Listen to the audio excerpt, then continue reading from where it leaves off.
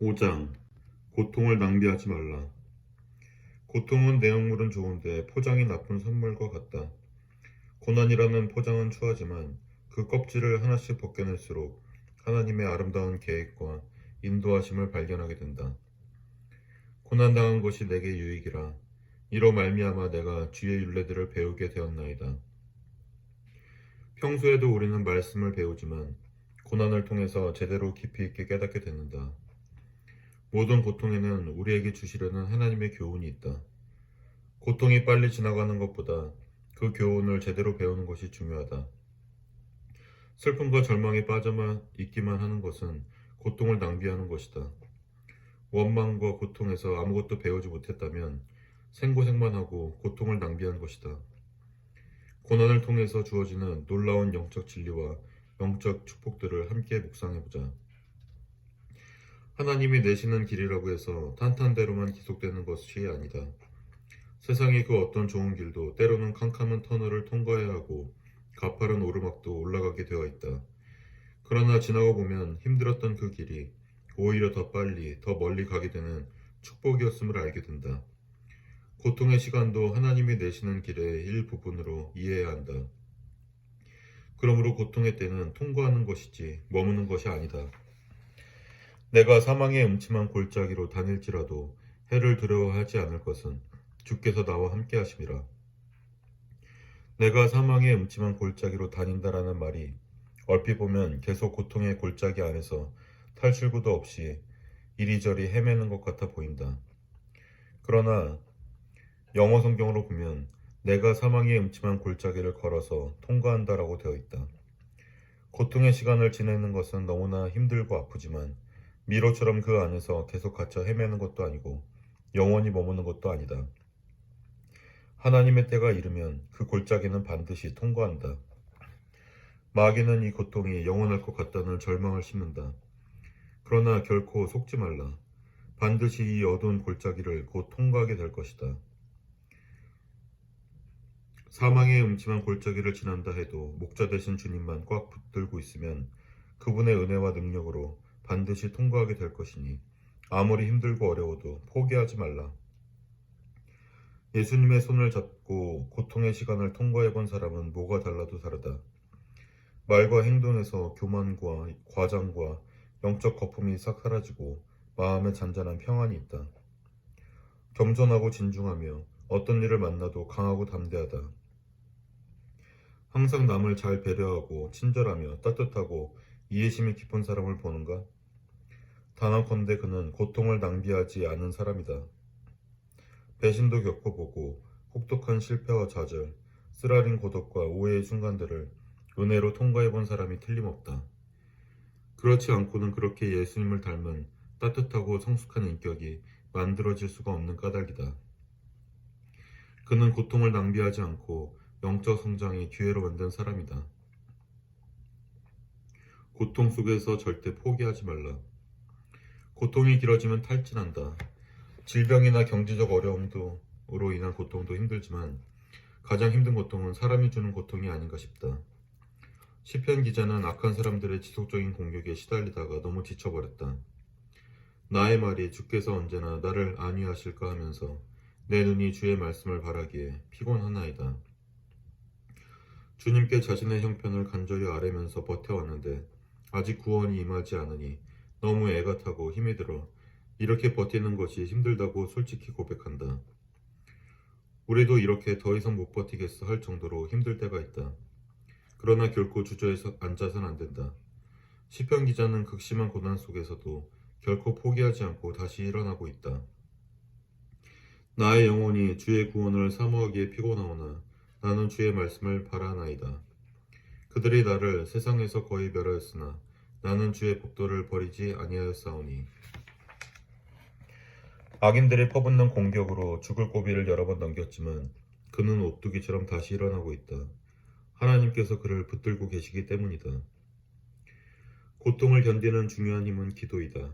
기도는 우리의 시선을 고통 그 자체에서 하나님으로 옮겨준다. 그렇기 때문에 우리는 고통 중에서도 기도를 쉬지 말아야 한다. 시편은 찬송시이면서 동시에 기도문이다. 그 시편의 반 이상을 다윗이 썼다. 다윗의 기도는 불같은 고통 속에서 만들어졌다. 하나님을 믿음으로 고통 속에서도 이 하루를 견딜 수 있는 힘을 달라고 기도해보라. 고통 속에서 마귀에게 틈을 주지 말라. 내가 사망의 음침한 골짜기로 지날 때 해를 두려워하지 않는다. 여기서 해를 두려워하지 않는다는 것은 악을 두려워하지 않는다는 말이다. 고통을 지날 때 고통 자체도 힘들어 죽겠는데 마귀가 그 틈을 노리고 공격한다. 고통을 헛되이 해석하게 하고 분노에 불을 지른다. 기억하지 않아도 되는 옛날 상처를 생각나게 하고 사람을 오해하고 미워하게 하며 죽고 싶다는 생각이 들게 한다. 생각지도 못했던 사납고 폭력적인 말이 터져 나오고 내가 이런 사람이었나 하고 놀랄 정도로 과격하고 우매한 결정들을 하게 만든다. 이 모든 것은 고통 속에서 마귀에게 틈을 주었기 때문에 벌어진 일이지 우리의 정상적인 모습이 아니다. 이건 내가 아니야. 성령 충만한 하나님의 자녀된 내 모습이 아니야. 라고 스스로 일깨우며 마음을 수습하라. 정신 차리고 나사렛 예수의 이름을 부르며 예수님의 보혈의 권세를 주장하라. 목자 되신 하나님을 붙잡으라. 하나님께서 악한 자의 공격으로부터 지켜주실 것이며 우리의 고통을 더 큰 재앙으로 몰고 가려는 마귀들은 물러갈 것이다. 지금 인생에서 고통의 골짜기를 지나고 있다면 용기를 내라. 가진 것을 다 잃고 믿었던 사람에게 배신당하고 망연자실한 상태로 죽고 싶은 마음이더라도 마귀에게 틈을 주지 말고 힘을 내라. 모든 게 끝난 것 같지만 아직 끝나지 않았다. 눈을 들어 하늘을 보라. 주님이 당신을 보고 계신다. 그분에게 손을 내밀라. 그분이 잡아주실 것이다. 고통 속에 축복이 숨겨져 있다. 고난이 변장한 축복이라는 말을 많이 한다. 그러나 남이 고통당할 때 그런 말을 해주기는 쉽지만 내가 고통받을 때 이 말을 받아들이기는 참 쉽지 않다. 그렇다면 과연 무엇이 축복인가? 하나님의 뺄셈, 회개하여 죄를 버리게 하심. 하나님은 고통을 통해서 우리가 잘못 살아왔던 옛사람들의 죄를 회개하게 하는 거룩한 뺄셈을 하신다. 고난 당하기 전에는 내가 그릇 행하였더니 이제는 주의 말씀을 지키나이다. 이 말씀은 자기가 잘못 살았는데 고난이 닥치고 나서야 그걸 깨달았다는 것이다. 이것이 당연한 것 같지만 쉽지 않다.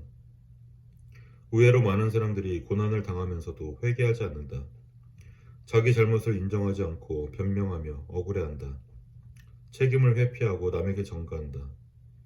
이런 태도는 고통을 낭비하는 것이다. 같은 고통이 자꾸 반복된다면 그 고통의 원인이 자기 자신에게 있는 것은 아닌지 깊이 생각해보라. 시편 기자는 고난 속에서 고통의 원인을 남에게서 찾지 않고 자기 인생에 잘못된 것이 있었음을 깨끗이 인정한다. 회개란 내가 그릇 행하였더니 이제는 주의 말씀을 지키나이다 라는 고백을 진심으로 하는 것이다. 탕자는 돈이 있을 때에는 모르다가 돈을 다 잃고 쥐엄 열매를 먹는 비참한 신세가 되었을 때에야 자신이 잘못 살았음을 인정하고 아버지의 집으로 돌아왔다. 고통의 원인을 자기가 제공했음을 인정하고 잘못된 옛삼을 미련 없이 버리고 어떤 대가를 치르고서라도 하나님의 길로 돌아오는 바로 이것이 고난 당할 때 인간이 보여야 할 태도이다. 그러면 하나님이 살 길을 열어주신다. 하나님께서는 형통할 때는 가르칠 수 없었던 것을 역경을 통해 가르치셨다. 형통할 때 받는 교훈도 있지만 고난 속에서만 받을 수 있는 하나님의 특별 메시지가 있다. 충격적인 고난이 아니면 결코 변하지 않는 못된 부분이 우리 안에 있다. 그것은 욱하는 성격일 수도 있고 남의 말을 함부로 하는 입술일 수도 있으며 자기밖에 모르는 이기적인 교만일 수도 있다. 그 모든 내 안의 독소들을 하나님이 고난을 통해 드러내시고 제거하신다. 무릇 징계가 당시에는 즐거워 보이지 않고 슬퍼 보이나 후에 그로 말미암아 연단받은 자들은 의와 평강의 열매를 맺느니라.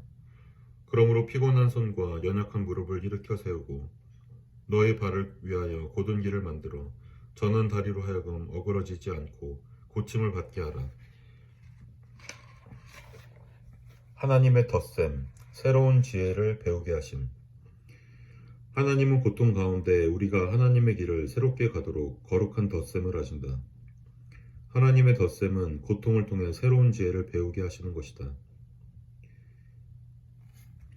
고통이 인간을 좌절시킬 수도 있지만 반대로 오히려 그 고통을 타개할 잠재력이 폭발적으로 터져나오도록 격발하기도 한다. 고통은 평상시에는 하려고 해도 잘 되지 않던 패러다임 전환을 하게 한다. 완전 위기 상황으로 몰고 가는 고통이 있어야 비로소 익숙하던 방식을 버리게 된다. 고난이 이때껏 살아오던 인생, 사람 대하던 방식, 과거의 승리를 안겨줬던 방법들에 문제가 있음을 알려준 것이다. 그래서 고통은 이전 방식으로 계속 열심히만 해서는 안 된다는 것을 알려주는 도구이기도 하다. 고난이 없었다면 뭘 새롭게 바꿔봐야겠다는 절박감이 없었을 것이다. 고통 속에서 포기하지 않고 견디는 것은 좋은데 이전에 해오던 방식을 하나도 바꾸지 않고 옛날 방식 그대로 더 조급하고 고집스럽게 일하면서 버티는 사람들이 많다. 이것은 고통에서 아무것도 배우지 못하고 고통을 낭비하는 일이다. 고난은 특별 과외 수업 시간이다. 과거의 추억을 깨끗이 접고 새로운 살 길의 지혜를 하나님께 물어야 한다. 단순히 이를 악물고 열심히 한다고만 해서 되는 게 아니다. 새로운 지혜가 필요하다. 산업화 시대의 회사를 운영하던 방식으로 디지털 시대에 살아남을 순 없다. 내가 주의 계명을 믿었사오니 좋은 명철과 지식을 내게 가르치소서. 다윗의 아들 압살롬은 오랜 세월 치밀하게 준비하여 쿠데타를 성공시켰다. 이스라엘 12지파 중 10지파가 반란군에 섭세했고 다윗의 핵심 참모 아히도벨도 배신했다. 늙은 다윗은 예루살렘을 내주고 부하들과 함께 도주했다. 다윗은 평생을 전쟁터에서 뼈가 굵은 장군이었다. 그러나 외부의 적들을 물리치는 것과 내부의 이 무서운 반란을 다루는 것은 전혀 다른 것이었다. 다윗이 써온 전략은 배신한 아히도벨이 훤히 꿰고 있었기 때문에 아무 소용이 없었다. 이때 다윗은 절박하게 하나님께 기도했고 하나님께서는 다윗의 친구 후세를 압살롬의 참모들 속에 침투시켜 그 안에 분열을 일으키는 절묘한 전략을 다윗에게 알려주셨다. 평생 야전군 사령관으로 살아온 다윗이 전에는 해본 적이 없는 새로운 방법이었다. 그러나 이것은 전세를 뒤집는 결정적 계기가 되었다. 하나님은 지금 현재의 고통을 극복할 수 있는 새로운 지혜도 주시지만 이것이 앞으로 닥쳐올 수 있는 더 큰 재앙을 막는 예방주사가 되게도 하신다. 가볍게 병을 앓게 하여 면역을 길러주는 백신의 원리와 같다. 고통의 때에 정신을 바짝 차리고 겸손히 하나님의 지혜를 배우길 바란다. 고통은 하나님의 뜻을 깊이 알게 한다. 교만한 자들이 거짓을 지어 나를 치려 하였사오나 악한 이들이 시인에 대해 중상모략을 하고 올무에 몰아넣어서 시인의 명예를 땅에 떨어뜨리고 좌절시켰다. 악인은 오랜 세월 계획했겠지만 시인은 하루아침에 대책 없이 당했기 때문에 분노와 당혹감에 휩싸였을 것이다. 하나님을 원망하기 가장 좋은 바로 그때 시인은 뜻밖의 반응을 보인다. 여호와여, 내가 알거니와 주의 심판은 의로우시고 주께서 나를 괴롭게 하심은 성실하심 때문이니이다. 악인들 때문에 억울하고 극심한 고난을 오랜 세월 겪고 있는데 그 와중에 하나님의 의로우심과 성실하심을 느꼈다는 것이다. 어떻게 그럴 수 있는지 얼핏 이해가 잘 안 된다. 인생이 형통할 때 하나님의 사랑을 믿는 것은 쉽다. 그러나 억울한 고난을 당하면서 하나님의 사랑을 믿는 것은 정말 성숙한 믿음이다. 시인은 고난 속에서 지극히 깊은 신앙의 세계로 올라선 것이다.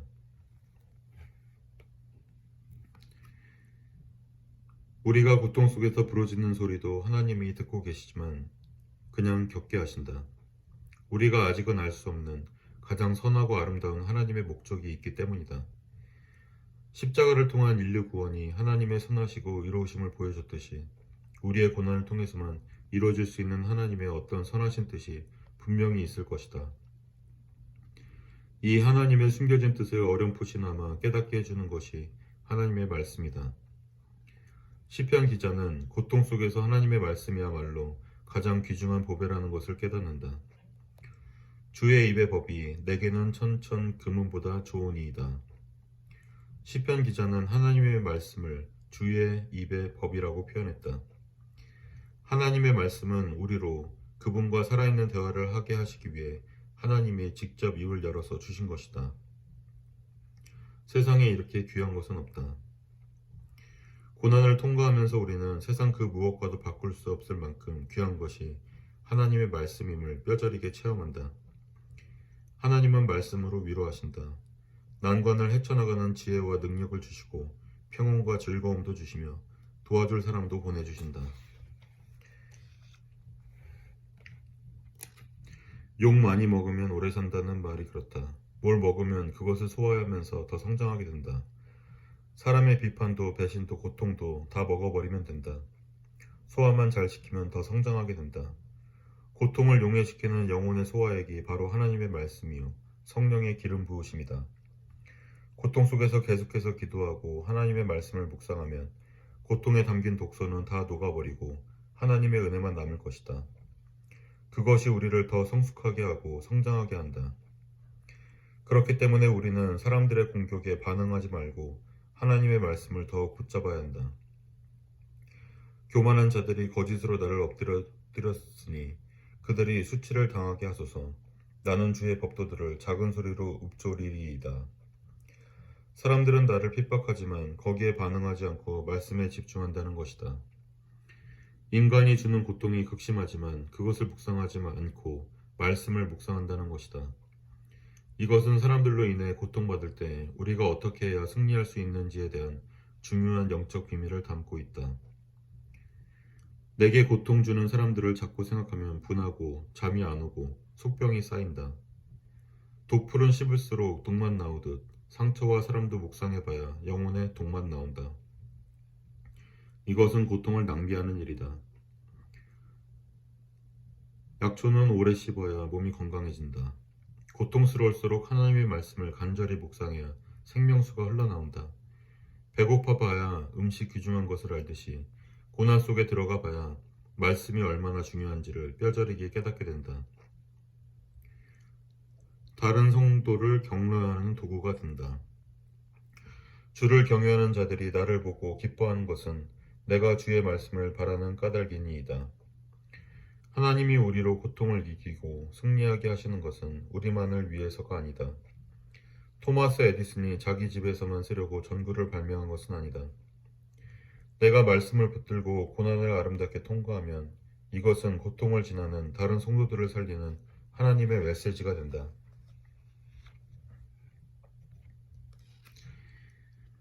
나에게 이르시기를 내 은혜가 내게 족하도다. 이는 내 능력이 약한 데서 온전하여짐이라 하신지라. 그러므로 도리어 크게 기뻐함으로 나의 여러 약한 것들에 대하여 자랑하리니 이는 그리스도의 능력이 내게 머물게 하려 함이라. 바로 그것이 영적 리더십이다. 세계 최고의 명품 현악기인 스트라디바리우스는 재질이 단단하여 변하지 않고 공명이 좋아 세계에서 가장 아름다운 소리를 낸다고 한다. 히말라야나 알프스 수목 한계선에서 세찬 비바람과 눈보라를 맞고 자라 자연의 시련을 다 견디는 나무로 만든 이 악기는 세월이 갈수록 맑고 고운 소리를 낸다고 한다. 하나님의 손을 잡고 고통을 잘 견딘 사람도 이렇게 명품 인생을 산다. 그리고 자기뿐 아니라 수많은 사람들에게도 축복이 된다. 고통을 낭비하지 않으면 우리가 바로 그렇게 될 줄 믿는다.